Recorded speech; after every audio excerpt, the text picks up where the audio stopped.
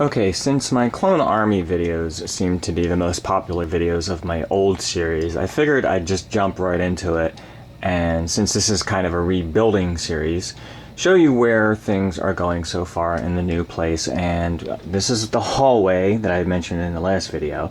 And it's not as tight as it might look on video. There's plenty of room to walk through here. That's the bathroom down on that end.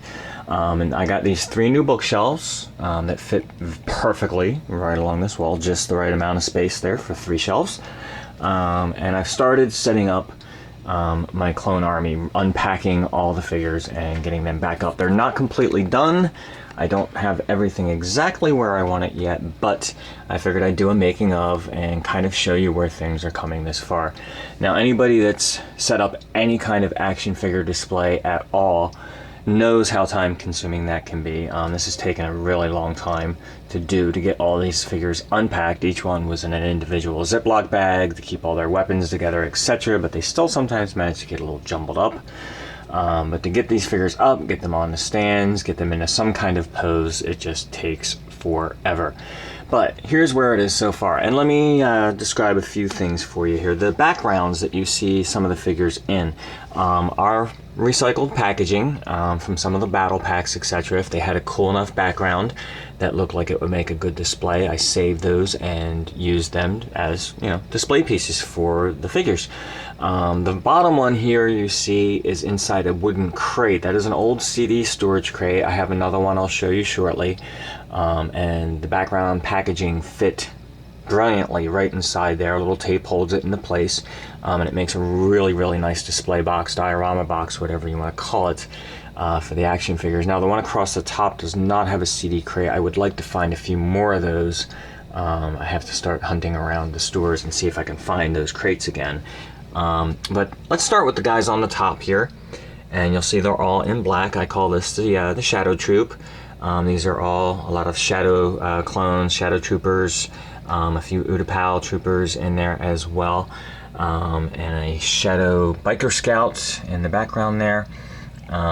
Basically, the common theme, obviously, is they're all in black, and they're all, I think pretty much all of them are all considered Shadow Troopers of some kind or another.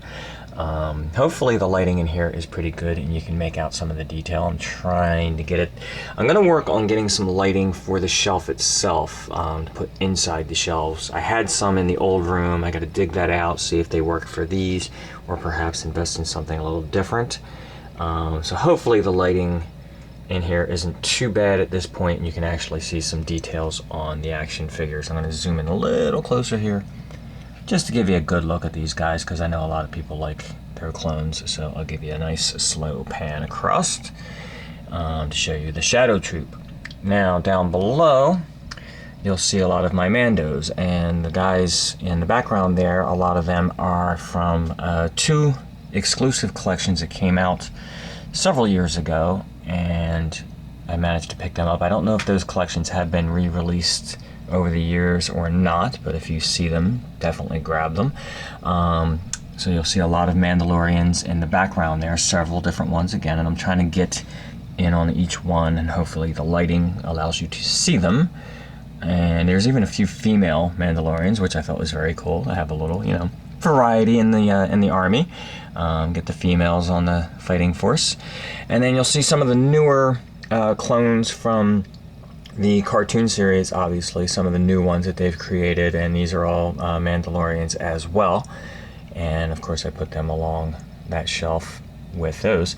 And then you'll see, well, let's focus in on a couple things. Did I have, there's Jango and Boba. It's hard to see sometimes when I'm shooting this. Of course I have a Jango Fett and a Boba Fett in there as well. Now I wanted to focus in on these 2 figures over here, which have kind of gotten passing shots in other videos, but I never really talked about them, so let's talk about them.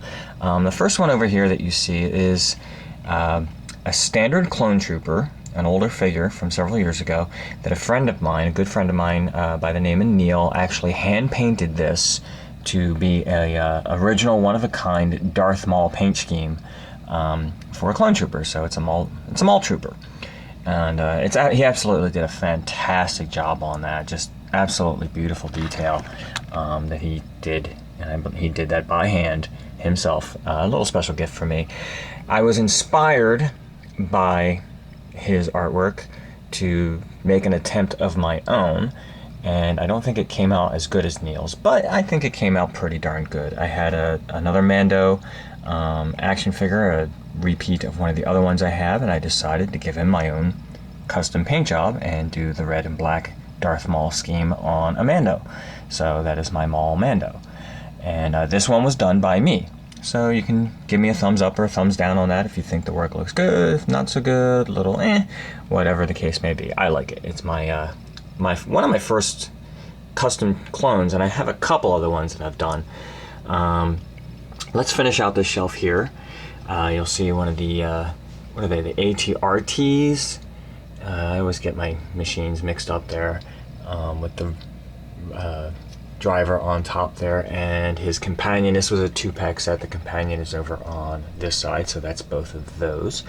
Since I'm over here, I have a lot of Kashyyyk troopers and, you know, camouflaged type clone troopers, scouts, and of that nature. We have a Commander Gree right there in the center, and some of the other clones from Kashyyyk. And just scanning across the front, these two were included with the Mando set, and you'll see they have the unique Mandalorian markings on their chest, and I forget exactly what they called those clones. I'd have to check the box, but they go along with the Mandos because they were part of that set.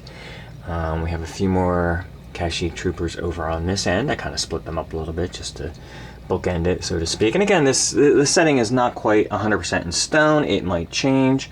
I might move things around as we go, but we'll see where it goes. Now, down on this shelf here, let's move down a shelf.